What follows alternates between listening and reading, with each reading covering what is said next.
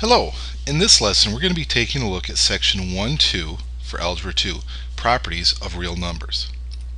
Our objective for this lesson is that you'll be able to identify and use properties of real numbers.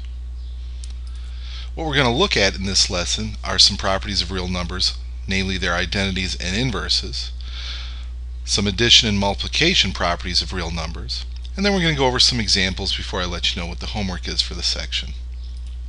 Now, our first property that we're going to look at is the additive identity property.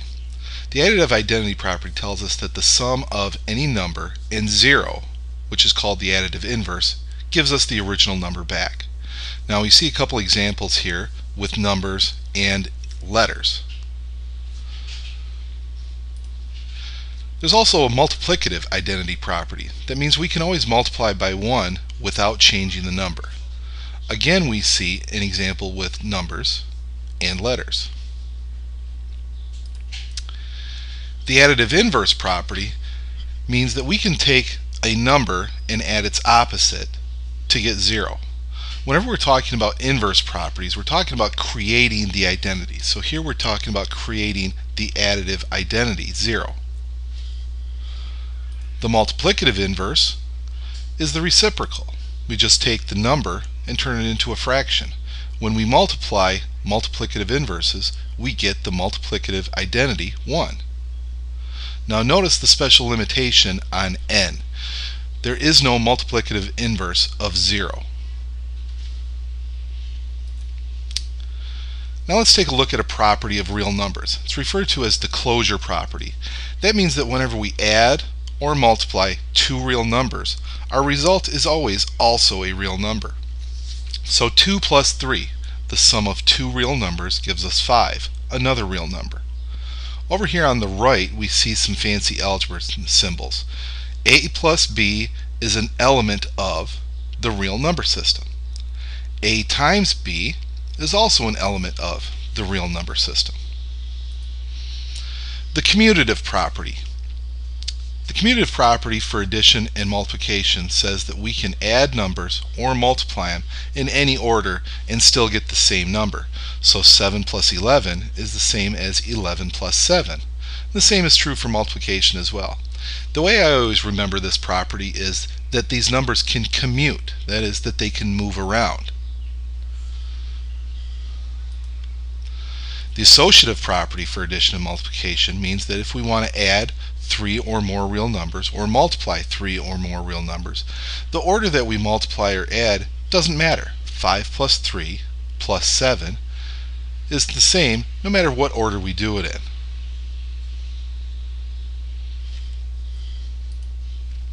The distributive property means that if we have an addition problem going on with multiplication, we can break it up and actually do the multiplication separately and then add the two numbers. So 5 times the quantity 2 plus 8, we can distribute that 5 and get 5 times 2 plus 5 times 8 and get the exact same thing.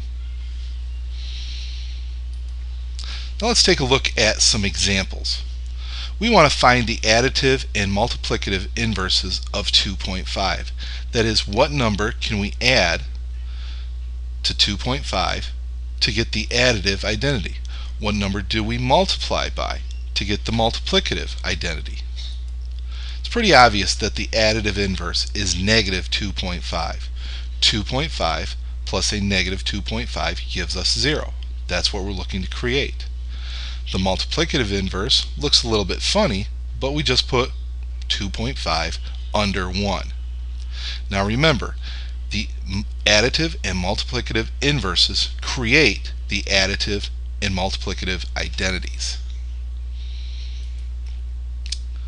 Let's take a look at some examples where we have to identify the properties being shown. So what property do you think is being shown in each of these three examples? The first one is an example of the distributive property. We can multiply that z in and then do the subtraction. The second one's pretty obvious. The b and the c moved, they commuted. So that's an example of the commutative property, specifically of multiplication. I think the third one was a little bit tricky because of the parentheses, but that's actually the additive identity property. If we take a plus 0, that's just plain old a. Now let's do a little bit of mental math. This is one of those things in life that you're actually going to do a lot, even when you don't realize it. So in some states, the sales tax is actually 9%. Here in Michigan, it's only 6%, but our example is going to be 9% sales tax on a $150 purchase. Now, I usually don't carry around a calculator with me every time I go into a store. I know you're probably surprised by that fact, but I just do it in my head. Now, 9% is a little bit weird to figure out, but with a little bit of forethought, I can do 10% of $150 pretty easily. That's just $15. All I did was move the decimal. I know that 1% of $150 is $1.50. Again, I just moved the decimal. So 9% is equal to 10%, $15, minus 1%, $1.50. So a 9% sales tax would be $13.50. Notice that I boxed in my answers. I did this to show you an example of what it should look like on your homework.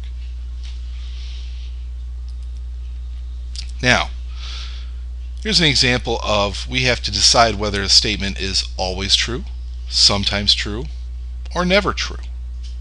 So, the two statements, A minus B minus C, is that equal to A minus B plus C? Is that always true? Is that sometimes true? Or is that never true? In that second statement, AB times 1 over AB equals 0. Is that sometimes true, always true, or never true? Now, it's always a good idea to back up your answer. Turns out the first statement is always true. This is actually an example of the distributive property. That minus was actually distributed into the B minus C. The second statement is never true. AB and 1 over AB are actually multiplicative inverses. They should have equaled 1 when they multiplied together, not 0. So, here's the homework for section 1-2. It's page 18, numbers 35 through 42, 44 through 49, and 51. Now, I hope you took good notes while you were watching this video. And remember, these notes are something that should show up in your notebook, and it's something that I could take questions from for those notebook quizzes. So maybe you want to go back and write down some of those examples a little bit better. Anyway, I hope you enjoyed your first flipped lesson. See you in class and see you in the videos.